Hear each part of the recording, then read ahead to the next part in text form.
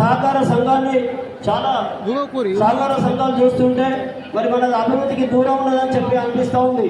మరి పెద్దలు నా మీద నమ్మకంతో ఇప్పుడు ఈ సంస్థ బాధ్యతలు అప్పచెప్తే మరి రేపే ఒక వారం 10 రోజులలో ఎమ్మెల్యే గారి ఆధ్వర్యంలో మనం ఒక జనరల్ బాడీ మీటింగ్ ఏర్పాటు చేసి మరి ఇక్కడ ఉన్నటువంటి పరిస్థితులు ఏమున్నాయి, మన యొక్క ఆర్థిక వ్యవస్థ ఎలా ఉందో చూసుకొని మరి ఏం చేస్తే మన సంఘం డెవలప్ అవుతుంది. మరి రైతుల పక్షాన మాట్లాడుతూ ఉన్నా మీ అందరికీ నాణ్యమైన విత్తనాలు అందించేటువంటి బాధ్యత తీసుకుంటా అని చెప్పి మీ అందరి ముందు నాణ్యమైన పురుగు మందు ఇప్పిస్తా అని చెప్పి మరి అన్ని పెద్ద గ్రామాలలో ఫెర్టిలైజర్ స్టాక్ పాయింట్స్ ఏర్పాటు చేయాలని చెప్పి కోరుతా ఉన్నా. మరి అదేవిధంగా అన్ని గ్రామాలలో విత్తనాలు పురుగు మందులు మరి రుణాలు కూడా సకాలంలో మీ అందరికీ అందియాలని చెప్పి నేను దృఢ సంకల్పంతో ఉన్నా.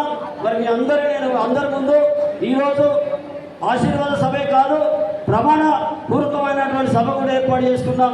ఈ సంఘాన్ని అభివృద్ధి చేస్తామని చెప్పి నా ప్రమాణ పూర్వకంగా మీ అందరి ముందు మాటిస్తా ఉన్నా. రైతులకు అటు ప్రభుత్వానికి మధ్య వారధిగా ఈ ప్రాథమిక వ్యవసాయ సహకార పరిషత్ సంఘం పనిచేయాలి.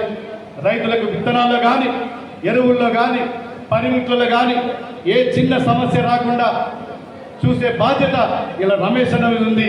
ఈ ప్రాథమిక వ్యవసాయ సహకార పరపతి సంఘం మీద ఉందని చెప్పి చెప్తూ ఇలా నిజంగా ఒక నిబద్ధత కలిగిన, ఒక క్రమశిక్షణ కలిగిన, ఒక పట్టుదలైనటువంటి నాయకుడు రమేష్ అన్న వారి ఆధ్వర్యంలో ఈ ఫ్యాక్స్ ఇంకా ముందుకు పోద్దని చెప్పి నేను ఆశిస్తూ, కేసీఆర్ గారు మీరు వరేసుకోవద్దు, వరేసుకుంటే ఉరేసుకున్నట్టు అని చెప్పి రైతులను ఆ రోజు మభ్యపెట్టి ఏ విధంగా మోసం చేసిన మనందరికి తెలుసు.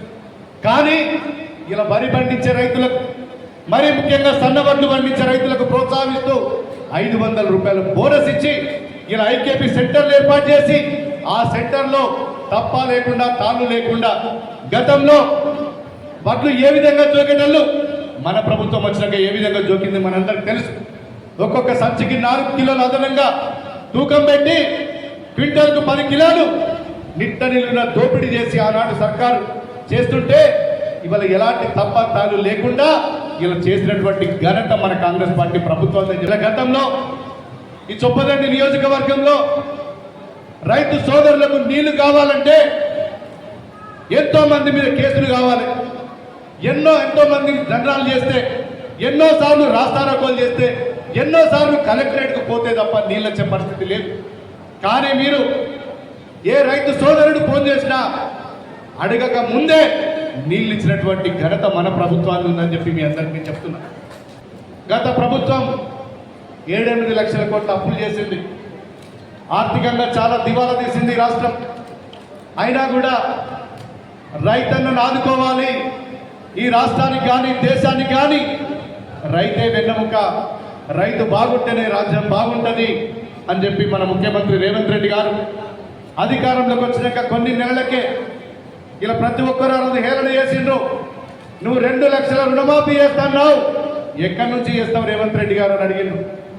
కానీ ఎక్కడ కూడా మాట మీద నిలబడే వ్యక్తిగా, మాట మీద నిలబడే నాయకుడిగా ఈ రాష్ట్రంలో 2 లక్షల రుణమాఫీ చేసి చూపించిన ఘనత మన ముఖ్యమంత్రి రేవంత్ రెడ్డి గారు దక్కింది.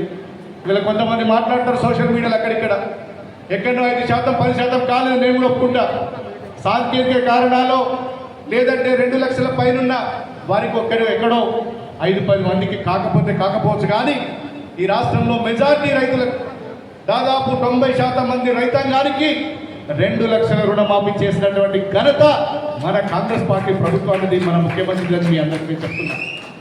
2004లో ఆనాడు యూపీఏ చైర్పర్సన్ శ్రీమతి సోనియా గాంధీ గారు, ప్రధానమంత్రి మన్మోహన్ సింగ్ గారు ఈ దేశంలో ప్రధానమంత్రి అయినాక, దివంగత ముఖ్యమంత్రి రాజశేఖర్ రెడ్డి గారు ఈ రాష్ట్రానికి ముఖ్యమంత్రి అయినాక ఆనాడు 72,000 కోట్ల రుణమాఫీ ఆనాడు ఏకకాలంలో చేసినాం. మళ్ళీ 2024లో కూడా మళ్ళీ కాంగ్రెస్ పార్టీ ప్రభుత్వం అధికారంలోకి వచ్చినాకనే రైతులకు రుణమాఫీ చేసి రైతులకు అండగా నిలుస్తున్న ఏకైక సర్కార్ కాంగ్రెస్ పార్టీ సర్కార్ అని మీ అందరికీ నేను చెప్తున్నా.